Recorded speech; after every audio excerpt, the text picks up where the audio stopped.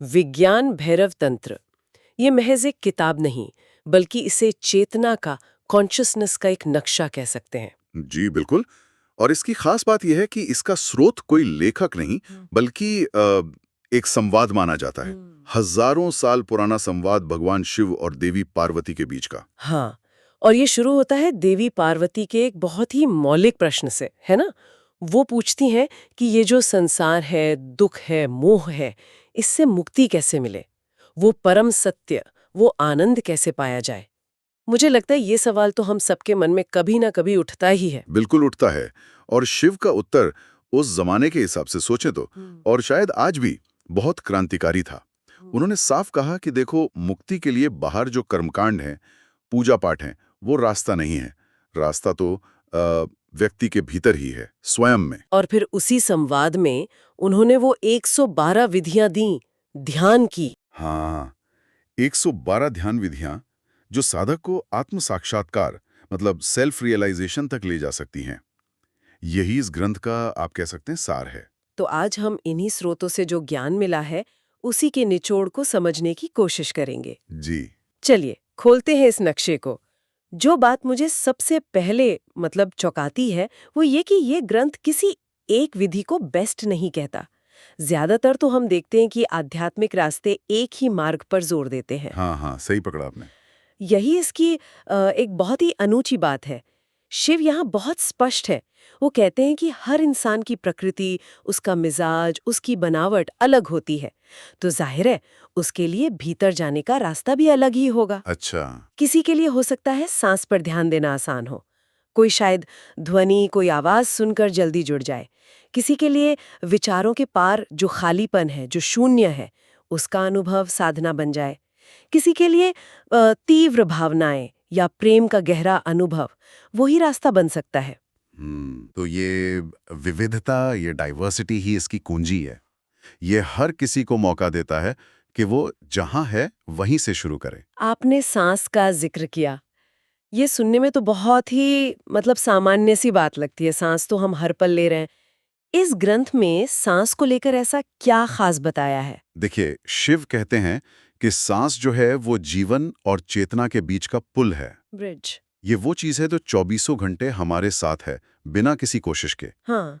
तो जब हम पूरी जागरूकता से, पूरी अटेंशन से आती और जाती सांस के प्रति बस सजग होते हैं, मतलब उसे बदलना नहीं है, कंट्रोल नहीं करना, बस महसूस करना है, तो दोनों सांसों के बीच में एक बहुत छोटा सा क्षणिक सा गैप आता है। एक ठहराव जैसा। हाँ बिल्कुल, एक ठहराव, एक मौन का पल। शिव का इशारा है कि अगर साधक उस पल में, उस मौन में टिकना सीख जाए, उस अंतराल में पूरी तरह प्रेजेंट हो जाए, तो वो चेतना की गहराइयों में उतरना शुरू कर देता है, सत्य के करीब पहुंचने लगता है। वाह!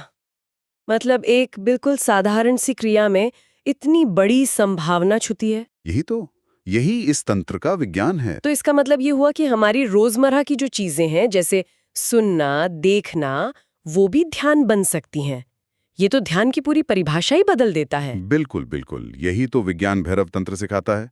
आप सोचिए, अगर हम किसी भी आवाज को, कोई पक्षी गा रहा है या हवा चल रही है या मान लीजिए ट्रैफिक का शोर ही है, बस सुने पूरी सजगता से, बिना उस पर लेबल लगाए कि ये अच्छा है, ये बुरा है, बिना उसके बारे में सोचे, तो वो सुनने की क्रिया ही ध्यान बन जाती है। अच्छा। इसी तरह किसी फूल को देखना या किसी के चेहरे को या बस यूं ही आसमान को पूरी तल्लीनता से देखना, बिना विचारों की भीड़ के, तो वो देखना ध्यान है। खाने का स्वाद लेना, किसी खुशबू को महसूस करना, अगर पूरी चेतना उस अनुभव में उतर जाए, तो इंद्रियां ही रास्ता बन जाती हैं। हाँ बिल्कुल, तब इंद्रियां बाहर की दुनिया का गेटवे नहीं रहती, वो भीतर की ओर खुलने वाले दरवाजे बन जाती हैं। कुंजी बस एक है, उस अनुभव में पूरी तरह मौजूद रहना। यहाँ बात और भी दिलचस्प और शायद थोड़ी चौंकाने वाली भी हो जाती है। मैंने स्रोतों में पढ़ा कि शिव डर और क्रोध जैसी भावनाओं को भी ध्यान का साधन बताते हैं। आमतौर पर तो हमें सिखाया जाता है कि भाई इन नेगेटिव भावनाओं से बचो, इन्हें दबाओ। हाँ, और यहीं पर ये तंत्र सबसे ज्यादा रैडिकल हो जाता है, शायद विवादास्पद भी। ये ग्रंथ अनुभवों को अच्छा या बुरा में बांटता ही नहीं। अच्छा। हाँ, जहां दूसरे रास्ते अक्सर शांति, पॉजिटिविटी पर जोर देते हैं, ये कहता है कि डर या क्रोध जैसी जो तीव्र भावनाएं हैं, उनकी जो जबरदस्त एनर्जी है, अगर उस एनर्जी को पूरी जागरूकता से, साक्षी भाव से देखा जाए, साक्षी भाव से मतलब उसे महसूस करना, पूरी तरह महसूस करना, लेकिन उससे अपनी पहचान नहीं जोड़ना, उसमें बह नहीं जाना। तो अगर ऐसा कर सकें तो वो ऊर्जा रूपांतरित हो सकती है, वो ट्रांसफॉर्म होकर परमात्मा तक पहुंचने का सीधा रास्ता बन सकती है। ये तूफान को शांत करने की बात नहीं करता, ये तूफान के केंद्र में स्थिर रहना सिखाता है। लेकिन जैसे हम जैसे आम लोगों के लिए क्या ये थोड़ा खतरनाक नहीं हो सकता? मतलब कोई बहुत गुस्से में है और वो उसे बस देखने लगे, कहीं ऐसा ना हो कि वो उसमें और ज्यादा डूब जाए। ये संतुलन कैसे साधा जाए? देखिए, सवाल बहुत वाजिब है आपका, और ये संतुलन साधना ही कला है। यहाँ देखने या साक्षी होने का मतलब उदासीन होना नहीं है, या भावना को सप्रेस करना भी नहीं है, और ना ही उसमें बह जाना है। ये बहुत सूक्ष्म है, पूरी तीव्रता से महसूस करना, पर साथ ही एक आंतरिक दूरी, एक स्पेस बनाए रखना। ये जानना कि हाँ, मैं ये क्रोध महसूस कर रहा हूं, लेकिन मैं एक क्रोध नहीं हूं। ये तो मुश्किल लगता है। शुरुआत में लग सकता है, इसीलिए शायद शिव ने इतनी सारी 112 विधियां दी हैं। हाँ? कोई सांस से शुरू करे, जहां संतुलन बनाना शायद ज्यादा आसान है, फिर धीरे धीरे भावनाओं के अवलोकन पर आए। यहां तक कि शिव कहते हैं, प्रेम के चरम क्षण में या बहुत गहरे दुख की अनुभूति में भी अगर वो सजगता का धागा पकड़ में रहें, तो वो अनुभव भी समाधि का, एनलाइटनमेंट का दरवाजा खोल सकता है। तो ये भावनाओं को दुश्मन नहीं मानता, बल्कि भीतर गहरे उतरने का एक शक्तिशाली, पावरफुल टूल मानता है। तो इन सभी विधियों का, चाहे वो सांस की हो, इंद्रियों की या भावनाओं की, इनका अंतिम लक्ष्य, अल्टीमेट गोल क्या है? क्या वो अवस्था एक तरह की शून्यता है, खालीपन? कुछ लोग ऐसा कहते हैं। हाँ, जब ध्यान गहराता है, मन के विचार, वो जो लगातार चलते रहते हैं, वो शांत होने लगते हैं। तब साधक एक ऐसी अवस्था का अनुभव करता है जिसे शब्दों में हम शून्य, रिक्तता, एम्प्टीनेस या मौन कह सकते हैं। जी। लेकिन ये समझना बहुत जरूरी है कि ये शून्य नेगेटिव नहीं है। ये खालीपन, ये किसी चीज की कमी नहीं है। ये वास्तव में परम पूर्णता है, पोटेंशियल, सभी संभावनाओं का स्रोत। शिव कहते हैं कि यही परम सत्य का, परम चेतना का स्वभाव है, असीम, अनंत, जिसमें सब कुछ समाया हुआ है। अच्छा। इसी परम चेतना को भैरव कहा गया है। वो जो भयानक भी है, क्योंकि वो सब कुछ संभाल लेता है, और वो जो भय से परे भी है। इसीलिए इस ग्रंथ का नाम विज्ञान भैरव तंत्र है। विज्ञान मतलब प्रत्यक्ष अनुभव से मिला ज्ञान, डायरेक्ट नोइंग, और भैरव मतलब वो परम चेतना। तो ये ग्रंथ उस भैरव चेतना को सीधे अनुभव करने की टेक्निक्स देता है। बिल्कुल। इसका मतलब तो साफ है कि ध्यान सिर्फ आंख बंद करके किसी शांत कोने में बैठना नहीं है। ये जो एक आम धारणा है लोगों में, उसे तो ये ग्रंथ पूरी तरह चुनौती देता है। निश्चित रूप से ये उस सीमित, लिमिटेड धारणा को तोड़ता है। ये सिखाता है कि ध्यान तो जीवन की हर गतिविधि में बुना जा सकता है, वीव किया जा सकता है। हर गतिविधि में। जैसे चलते हुए अपने पैरों का जो स्पर्श हो रहा है जमीन से, उसके प्रति सजग होना, खाते हुए हर कौर का स्वाद, उसकी गंध, उसको पूरी तरह महसूस करना, किसी से बात करते हुए उससे सिर्फ सुनना नहीं बल्कि पूरी तरह सुनना, प्रेजेंट होकर, हंसते हुए उस आनंद में पूरी तरह डूब जाना, या रोते हुए उस पीड़ा के प्रति पूरी तरह खुले रहना। ये सब ध्यान की अवस्थाएं बन सकती हैं, अगर होश, अवेयरनेस साथ में हो।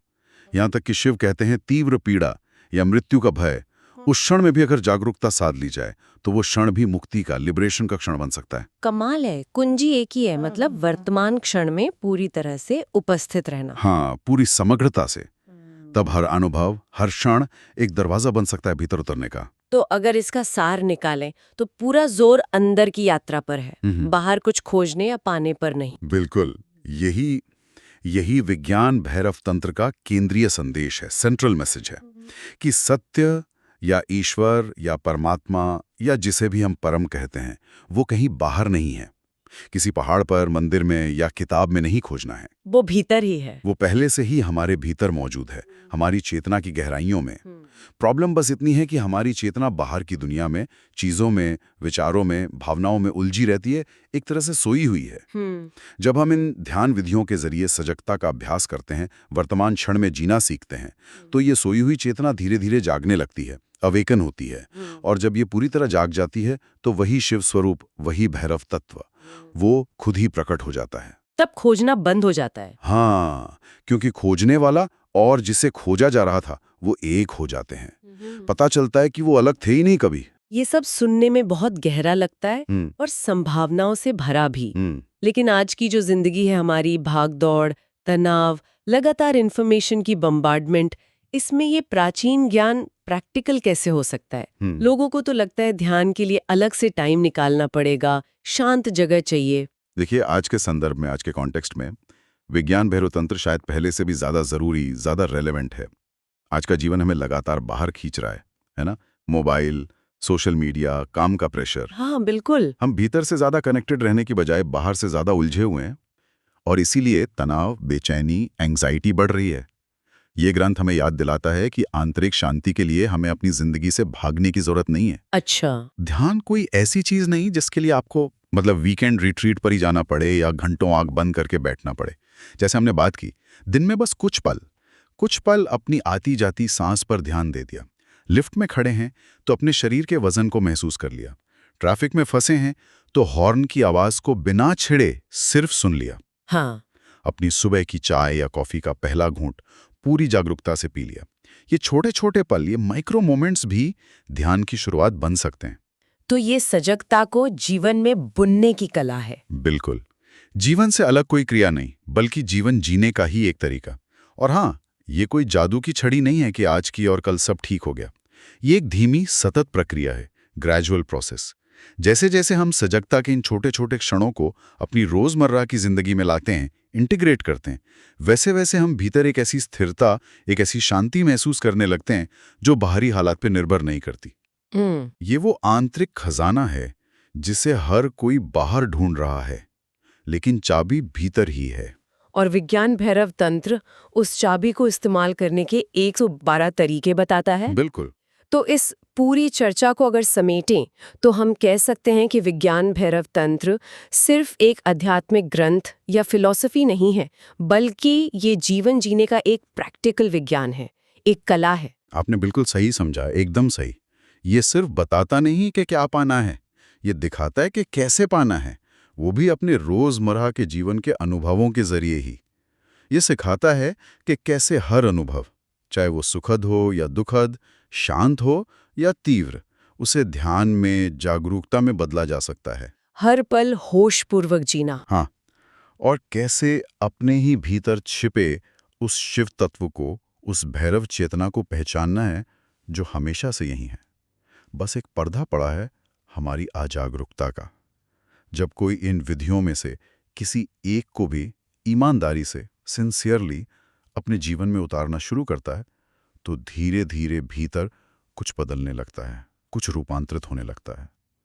वही अनुभव जिसे अलग अलग परंपराओं ने मोक्ष कहा, निर्वाण कहा, कैवल्य,